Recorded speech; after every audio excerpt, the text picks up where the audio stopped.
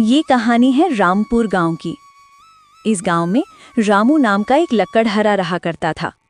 रामू अपनी पत्नी अनुराधा और 2 बच्चों के साथ एक छोटे से घर में रहता था। रामू गांव के जंगलों से लकड़ियां काटकर उसे सूरजपुर बाजार में बेचने का काम करता था। लकड़ियों को बेचकर आए पैसों से वो अपने परिवार का पेट भरता था। अप्रैल का महीना आ चुका था। गर्मी अपनी चरम सीमा पर पहुंच चुकी थी। घर से बाहर निकलते ही ऐसा लगता था जैसे आग की भट्टी जल रही हो। रामपुर गांव में यूं तो अक्सर गर्मी के समय तापमान 45 डिग्री तक चला जाता था, मगर इस बार तापमान बहुत ज़्यादा बढ़ गया था। गर्मी से लोगों का बुरा हाल था। दिन हो या रात हो, लोग गर्मी से बेहाल थे। इस साल तो गर्मी बहुत ज़्यादा पड़ी है। इस गर्मी में तो काम करना बहुत कठिन हो गया है। इतनी कड़ी धूप में बाहर निकलो तो ऐसा लगता है जैसे ये शरीर किसी आग की भट्टी में तप रहा हो। हाँ जी, इस साल की गर्मी तो बहुत ज़्यादा बढ़ गई है। हमसे अच्छे तो उन शहर वालों की किस्मत है जो गर्मी में भी दिन भर एसी में बैठे रहते हैं और ठंडी ठंडी हवा का मज़ा लेते हैं। और एक हम गरीब, सारी दुख परेशानी हम गरीबों के ही नसीब में आती है। न जाने पिछले जन्म में कौन सा बुरा कर्म किया था जो इस जन्म में भगवान ने हमें इतना गरीब बनाया है कि इतनी सड़ी गर्मी में हमें कूलर तक नहीं खरीद सकते। ज़रा सुनिए, देखिए ना, अगर हो सके तो इस गर्मी में हमें कूलर दिला दीजिए। बहुत गर्मी लगती है। अगर कूलर की ठंडी ठंडी हवा चलेगी तो हमारा घर कितना ठंडा रहेगा। और आप भी इतनी कड़ी धूप में मेहनत करके घर आते हैं। जब ठंडी ठंडी हवा आपके शरीर पर पड़ेगी तो आपकी सारी थकान पल भर में दूर हो जाया करेगी। तभी भोला और भिनी भी बोल पड़ते हैं, हाँ पापा, हमें कूलर दिला दो ना, हमें बहुत गर्मी लगती है पापा। परसों जब हम जमींदार जी की दावत में गए थे तो उनके घर पर बड़े बड़े कूलर लगे थे। बहुत ही ठंडी हवा आ रही थी। पापा, हमें भी कूलर दिला दो ना। अनुराधा, तुम्हें तो पता है ना कि कूलर में नहीं ला सकता। कूलर बहुत महंगा आता होगा और हमारे गांव में तो कूलर केवल जमींदार जी के और गांव में रहने वाले कुछ अमीर लोगों के पास ही है। अगर कूलर इतना सस्ता होता तो गांव के हर घर में कूलर होता। हम गरीब लोग हैं, हम कूलर जैसी चीज़ों का इस्तेमाल नहीं कर सकते। उसके लिए बहुत पैसे चाहिए जो हमारे पास नहीं है। इतना कहकर रामू काम के लिए निकल जाता है। चलो बच्चों, जाओ अपने स्कूल का काम करो। लगता है हमारा कूलर का सपना सपना ही रह जाएगा। हे भगवान, क्या करूं? अनुराधा और बच्चे कूलर की मांग कर रहे हैं। मैं उनकी ये इच्छा पूरा करना चाहता हूँ, मगर इतने पैसे नहीं हैं कि मैं उनके लिए कूलर खरीद सकूं। लकड़ियों को बेचकर जितने पैसे आते हैं उसमें तो मुश्किल से खाने पीने का हो पाता है।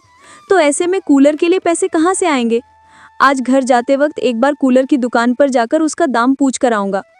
लकड़ियाँ काटने के बाद रामू घर जाते वक्त एक कूलर की दुकान पर जाता है। भैया, इस कूलर का क्या दाम है? 5,000 से शुरू है। बताइए तुम्हें कौन सा कूलर चाहिए, ये बड़ा वाला या ये छोटा वाला? ये बड़ा वाला बिल्कुल एसी जैसी हवा देता है। बोलो कौन सा लेना है? भैया, मैं अभी बस दाम पता करने आया था, अभी मैं जाता हूँ। हे भगवान, 5,000? इतने पैसे तो नहीं है मेरे पास। रामू घर को निकल पड़ता है। तभी रास्ते में उसे एक भंगार की दुकान दिखती है जहाँ पे एक पुराना कूलर पड़ा था। रामू उस दुकान पर जाता है और दुकान के मालिक से पूछता है, भैया, ये कूलर चलता है क्या? हाँ भैया, बिल्कुल चलता है, एकदम चलता हुआ कूलर है, मात्र 1,000 रुपये का।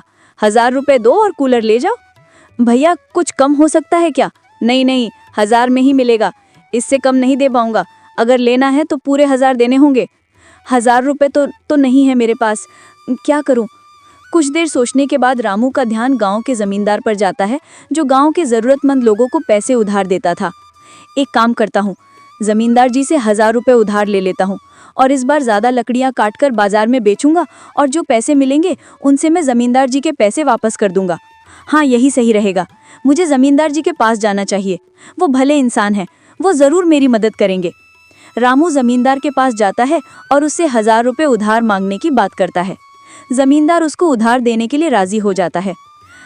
ठीक है रामू, ये लो 1,000 रुपये, पर जैसा तुमने कहा है कि तुम 2 महीने के बाद ये पैसे वापस कर दोगे तो मुझे समय पर लौटा देना। मुझे और लोगों को भी पैसे उधार देने होते हैं। ठीक है जमींदार साहब, मैं आपको महीने की आखिरी तारीख को पैसे लौटा दूंगा। पर जमींदार जी, मुझे इसका कितना ब्याज देना होगा? रामू, तुम इतनी छोटी बात क्यों करते हो? तुमने तो बस 1,000 रुपये ही लिए हैं ना। भला 1,000 रुपये में मैं तुमसे क्या ब्याज मांगूंगा? तुम बस जितने लिए हैं उतने ही समय पर वापस कर देना। जमींदार साहब, आपका बहुत बहुत शुक्रिया, मैं आपके पैसे समय पर लौटा दूंगा। इतना कहकर रामू वापस भंगार की दुकान पर जाता है और दुकान के मालिक को 1000 रुपए देकर कूलर घर ले आता है। घर में कूलर को देखकर अनुराधा और बच्चे बहुत खुश होते हैं। ये कूलर कहाँ से लाए आप, और आपके पास इसे लेने के पैसे कहाँ से आए? बताइए ना, आपकी कोई लॉटरी लगी है क्या? हाँ बताता हूँ, थोड़ा सब्र रखो। ये कूलर मैंने भंगार की दुकान से खरीदा है और पैसे मैंने जमींदार साहब से उधार लिए थे, बस उसी से ये कूलर खरीदा है। तुम्हें और बच्चों को कूलर चाहिए था ना, तो बस मैं ले आया। चलो इसको चालू करके देखते हैं आखिर ये कैसी हवा देता है। जैसे ही रामू कूलर चलाता है, पूरे घर में कूलर में से ठंडी ठंडी हवा बाहर आने लगती है। अनुराधा और बच्चे भी कूलर की ठंडी ठंडी हवा का मजा लेते हैं। पापा, ये कूलर तो बहुत ही ठंडी ठंडी हवा दे रहा है। देखिए, इस कूलर में से निकलने वाली हवा ने पूरे कमरे को कैसे इतना ठंडा कर दिया है। अब तो ये सड़ी गर्मी भी हंसते हंसते कट जाएगी। इस तरह खुशी खुशी कुछ दिन बीत जाते हैं। अब ये बात गांव में धीरे धीरे फैलने लगती है कि रामू के घर पर कूलर लगा है। गांव में बहुत कम ही लोगों के पास कूलर था, और जिसके पास भी था वो या तो जमींदार थे या गांव के कुछ रईस। गांव में रहने वाले आम लोगों के पास कूलर नहीं था। भाई, मैंने सुना है वो जो रामू लकड़हारा है ना, उसने कूलर ले लिया है। क्या बात कर रहे हो लाला भाई? वो तो पूरे गांव में कहता फिरता है कि उसकी ज्यादा कमाई ही नहीं होती। वो तो इतना ही कमा पाता है कि वो अपने परिवार का गुजारा कर पाए, तो उसने कूलर कहाँ से ले लिया? अरे भाई, कल मैंने उसको जमींदार जी के घर जाते हुए देखा था। जरूर जमींदार जी से कर्ज लेकर लिया होगा। हाँ, यही हो सकता है। भला हम गरीब लोग कूलर कहाँ से खरीद सकते हैं? मेरी भी पत्नी कुछ दिन पहले जिद कर रही थी कि कूलर खरीद लो, बहुत गर्मी लगती है।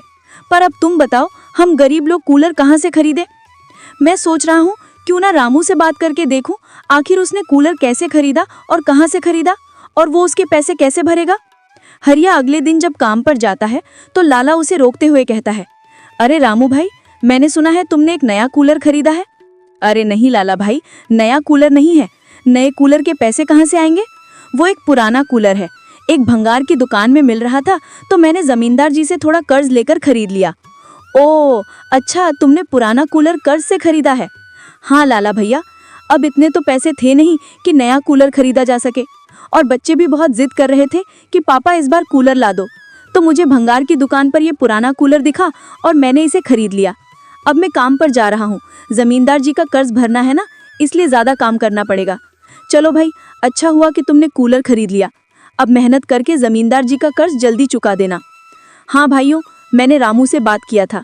वो एक पुराना कूलर है जो उसने कर्ज पर लिया था, जिसके लिए अब रामू को ज़्यादा मेहनत से काम करना पड़ता ताकि वो जल्द से जल्द जमींदार का कर्ज चुका सके। चलो अच्छा है, आखिर अपनी मेहनत से रामू ने कूलर खरीद ही लिया। अब उसको और उसके परिवार को इस सड़ी गर्मी से कुछ राहत मिलेगी। अजी सुनते हो, सारे मेहमान घर पर आ चुके हैं, और तुम्हें पता है ना बाहर कितनी गर्मी है। इतने सारे लोग के होने की वजह से घर में गर्मी और बढ़ गई है। जाइए, कहीं ना कहीं से एक कूलर का जुगाड़ कर दीजिए। सुनीता, तुम्हें तो पता है ना अभी शादी में कितना खर्च हो गया है, और कूलर जैसी इतनी महंगी चीज़ खरीदने के पैसे नहीं बचे हैं। इतनी मेहनत से पाई पाई जोड़कर मैं आज बिटिया का ब्याह कर पा रहा हूँ। अगर सारे पैसे कूलर खरीदने में लगा देंगे तो बिटिया का ब्याह भी तो करना है, उसकी विदाई भी तो करनी है। मैं ये सब कुछ नहीं जानती, आप बस कहीं ना कहीं से एक कूलर ले आइए। बिटिया के ससुराल वाले भी आते ही होंगे, वो देख के इनके घर में कूलर तक नहीं है तो वो क्या सोचेंगे हमारे बारे में। जी, आप बस कहीं ना कहीं से एक कूलर का जुगाड़ कर दीजिए। तभी दयानंद का ध्यान गांव वाले लोगों पर जाता है। भाई, मैंने सुना है वो जो रामू लकड़हारा है ना, उसने कूलर ले लिया है। मैं रामू से बात करके देखता हूँ, क्या पता वो मुझे कुछ दिन के लिए कूलर किराए पर देने को राजी हो जाए। ठीक है सुनीता, तुम सारे मेहमानों को संभालो, मैं कूलर का जुगाड़ करता हूँ। रामू के घर पर गांव का एक व्यक्ति आता है। रामू, तुमसे कुछ काम था। बोलो दयानंद, क्या काम है तुम्हें? रामू, क्या तुम कुछ दिन के लिए मुझे कूलर अपना किराए पर दे सकते हो? मैं तुम्हें प्रतिदिन के हिसाब से पैसे दे दूंगा। वो मेरी बिटिया का ब्याह है ना, तो बहुत सारे लोग घर पर आए हुए हैं, और तुम्हें तो पता है ना कि गर्मी कितनी बढ़ गई है, तो इसलिए कुछ दिन के लिए कूलर तुमसे किराए पर चाहिए था। दयानंद, तुम्हें तो पता है ना मेरे घर पर एक ही कूलर है। अगर मैं ये तुम्हें दे दूंगा तो मेरे घर वाले कूलर की हवा कैसे खाएंगे? तभी अनुराधा के मन में एक विचार आता है और वो दयानंद से कहती है, हाँ ठीक है दयानंद, हम आपको कुछ दिन के लिए कूलर दे देंगे, लेकिन आपको प्रतिदिन के हिसाब से 100 रुपये देना होगा, जितने दिन तक आप कूलर रखेंगे। दयानंद अनुराधा की बात से सहमत हो जाता है और वो कूलर ले जाता है। अजी, मेरे दिमाग में एक विचार आया है, क्यों ना हम कूलर किराए पर दिया करें, क्योंकि गांव में बहुत सारे लोग हैं जिन्हें गांव के छोटे मोटे समारोह के लिए कूलर की जरूरत तो पड़ेगी ही। तो क्यों ना हम अपने कूलर को किराए पर देने का काम शुरू करें। इससे हमारी कमाई का एक जरिया भी बन जाएगा। बात तो तुम ठीक कह रही हो अनुराधा, पर हमारे पास तो एक ही कूलर है। अगर वो तुम गांव गांव में भेजती फिरोगी तो तुम हवा कैसे खाओगी। आखिर ये कूलर तो मैं तुम्हारे और बच्चों के हवा खाने के लिए लाया था। अजी कुछ दिन की तो बात है, जब कूलर को उधार पर देंगे तो उससे कुछ पैसे भी तो आएंगे। हम उन पैसों से एक और कूलर खरीद लेंगे। अब बोलो कैसा लगा मेरा विचार। हाँ अनुराधा, विचार तो तुम्हारा बहुत अच्छा है। थोड़े ही दिन में किराए पर कूलर देने की वजह से रामू के पास कुछ पैसे इकट्ठे हो जाते हैं और वो आए पैसों से जमींदार जी से लिए हुए पैसे वापस कर देता है और बाकी बचे पैसों से एक और पुराना कूलर खरीद कर ले आता है।